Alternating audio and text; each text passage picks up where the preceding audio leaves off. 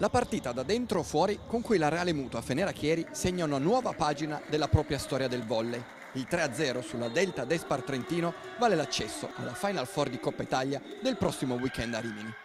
Il primo set è giocato punto a punto fino al 16-12, quando Trentino spende il suo unico timeout. La formazione di casa però forza il gioco, grazie soprattutto a Grobelna, e chiude così i giochi agevolmente sul 25-17. La seconda frazione è di fatto una fotocopia del primo parziale. Perfetto equilibrio fino alla metà del set, quando è nuovamente la formazione bianco-blu, in questo caso trascinata da Franti, che si concede il massimo vantaggio sul +7 e chiude poi 25-18.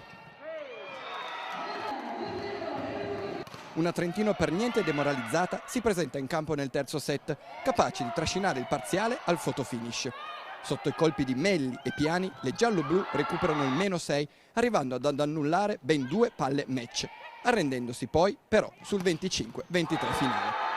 Il titolo di MVP, assegnato a Grobelna con 11 punti e il 42% in attacco, è in realtà un premio per la coralità bianco-blu, che in quest'ultima parte di stagione, orfana di Perinelli, a cui viene ovviamente dedicata la splendida vittoria, ritrova il proprio miglior gioco.